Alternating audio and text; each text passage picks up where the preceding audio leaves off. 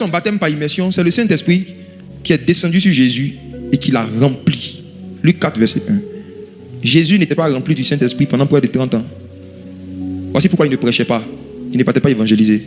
Quand tu sais que tu n'arrives pas à prier, tu n'arrives pas à jeûner, tu n'arrives pas à communion avec Dieu, il faut laisser à faire de l'œuvre de Dieu. Il faut laisser ça. Tu vas te blesser. Fais comme Jésus. Trouve du travail. Je parle à un pasteur qui est là. Tu sais que tu n'es pas rempli du Saint-Esprit, mais tu continues de prêcher. Moi, je te donne un conseil. Il faut faire une pause. Choisis quelqu'un qui est rempli du Saint-Esprit. Il va prêcher. Toi, cherche du travail. Ou bien cherche la plénitude du Saint-Esprit. Dans les deux cas, tu as quelque chose à chercher. Jésus-Christ, notre Seigneur, ne s'est pas permis de commencer un ministère sans être rempli du Saint-Esprit. Mais pourquoi aujourd'hui beaucoup de gens le font? Et ils ennuient le peuple de Dieu. Comment à cause de toi quelqu'un paye le transport?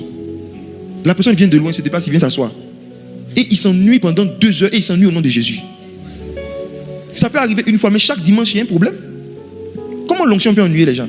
Comment le Saint-Esprit peut être là, l'esprit de joie, et puis des gens s'ennuient à l'excès? Luc 4, verset 1. Luc 4, verset 1. Jésus, rempli du Saint-Esprit, revint du Jourdain et il fut conduit par l'Esprit dans le désert. Jésus n'est pas allé dans le désert pour être rempli du Saint-Esprit. C'est parce qu'il était rempli du Saint-Esprit qu'il allait dans le désert. On ne jeûne pas 21 jours pour être rempli du Saint-Esprit. C'est parce qu'on est rempli du Saint-Esprit qu'on jeûne.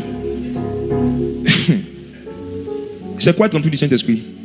C'est ressentir à l'intérieur de son cœur une puissance et une force qui nous donne la capacité d'être en paix, en joie. En fait, on est rempli du Saint-Esprit lorsqu'on arrive à manifester avec aisance le fruit de l'Esprit. Galates chapitre 5, verset 22. La plénitude du Saint-Esprit, ce n'est pas même d'abord pour le ministère, c'est pour nous-mêmes. C'est quand tu es rempli du Saint-Esprit que tu aimes prier.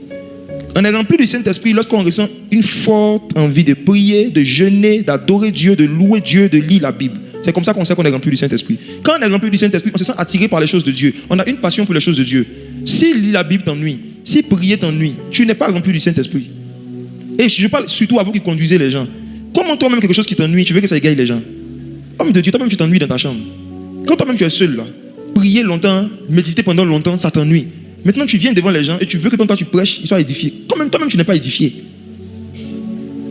Être rempli du Saint-Esprit, ce n'est même pas d'abord pour aller prêcher, pour aller faire le ministère. C'est pour aimer Jésus, pour aimer les choses de Dieu. Pour être rempli d'affection pour les choses d'en haut, où Christ est assis à la droite de Dieu. Tu sais que tu es rempli du Saint-Esprit quand tes désirs, tes pensées, tes recherches se tournent vers les choses spirituelles. Là, tu es rempli du Saint-Esprit. Mais quand c'est qui a rempli ta tête, c'est il y a mes maris quand? Il y a avoir l'argent quand? Tu es rempli de la mairie. Non. Ce qui te remplit, c'est la chose à laquelle tu penses le plus. C'est la chose qui te préoccupe le plus. Et on peut perdre la plénitude du Saint-Esprit en fonction de ce qu'on entend, en fonction de ce à quoi on ouvre notre cœur. Oui.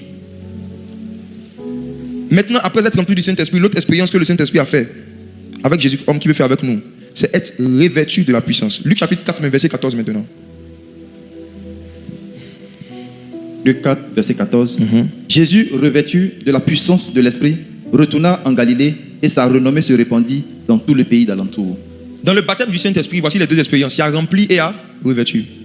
Rempli et revêtu. Et vous allez voir que dans le cas de Jésus, il a été rempli au verset 1, revêtu au verset 14. Ça veut dire que c'est deux expériences qu'on ne fait pas en même temps dans la vie chrétienne.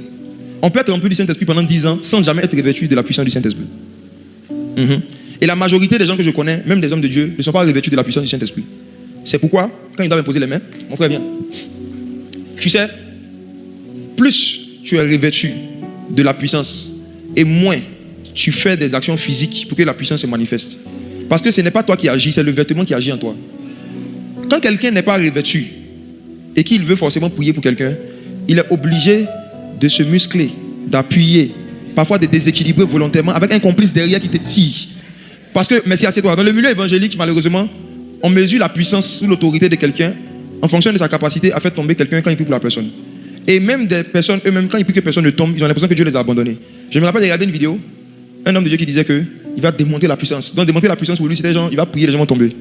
Et il est venu, il a appelé un frère. Je bénis Dieu pour la vie de ce frère, très serein. Il a commencé à faire des prières dans le but que le jeûneur tombe. Il était serein. Il dit, regardez, vous allez voir. Le Saint-Esprit va le projeter au sol. Le frère était serein. On le filme, on le regarde. Il a mis sa main sur la tête du frère. Il prie, il fait tout le frère. Donc, il y a un genre d'imposition des mains. Viens te montrer, vous allez voir ça souvent. On fait comme ça. On penche ton cou vers l'arrière, quoi. Il a commencé à faire ça. Il a tordu le cou du frère. Le frère a mis son pied derrière comme ça. Vous savez, pour ceux qui ont déjà fait les arts martiaux, regardez, ceux qui ont déjà fait les arts martiaux, parmi les techniques qu'on nous apprend pour que dans les combats, on ne soit pas déséquilibré, c'est le fait de mettre le pied droit comme ça par derrière. Quand tu mets ça comme ça, pour pas te faire tomber, c'est impossible. Comme j'ai pratiqué, j'ai vu le frère faire ça. Quand le gars tape son cou, il a mis son pied comme ça par derrière. Cette position, on ne peut pas te faire tomber, c'est impossible. Il fait tout. Et puis maintenant, le pasteur dit dans la vidéo, Seigneur, ne m'abandonne pas. Histoire vraie. Mon Dieu ne m'a jamais abandonné. Père ne m'abandonne pas. En tout cas, le Dieu l'a abandonné. Le gars est resté serein. Le Saint-Esprit est un gentleman. Ce n'est pas lui qui fait tomber les gens. C'est la puissance qui fait tomber. Ce n'est pas le Saint-Esprit. Parfois, les gens sont touchés par la puissance, pas par le Saint-Esprit. La puissance est le parfum du Saint-Esprit. La puissance n'est pas le Saint-Esprit. Le Saint-Esprit est une personne. La puissance est un parfum. Et il arrive que lorsqu'une personne se rapproche de toi, tu peux sentir son parfum. Et parfois, quand le Saint-Esprit se rapproche de certaines personnes, ils sentent sa puissance. Et c'est la puissance qui fait tomber. Parce que le corps humain, parfois, ne supporte pas le poids de la puissance. Mais ce n'est pas le Saint-Esprit. Le jour où le Saint-Esprit ne veut pas que ce soit sa puissance qui te touche, où il veut lui-même te toucher, tu ne tombes pas. Tu vas fondre. Quand la puissance te touche, tu tombes. Quand le Saint-Esprit te touche, tu fonds en larmes. Quand le Saint-Esprit lui-même est en train de te toucher, pas la puissance, l'Esprit en tant que personne te touche, ce que tu ressens, ce sont des vagues d'amour. Et ces vagues d'amour-là font que ce qui tombe là, ce n'est pas ton corps, c'est ta méchanceté, ton incrédulité. C'est l'image que tu avais de toi qui tombe. Et tu commences à pleurer parce que tu vois comment il te voit. Et tu commences à le voir tel qu'il est. Quand le Saint-Esprit lui-même touche quelqu'un, la personne pleure. Ce n'est pas possible que le Saint-Esprit te touche et que tu ne pleures pas. Ce n'est pas possible.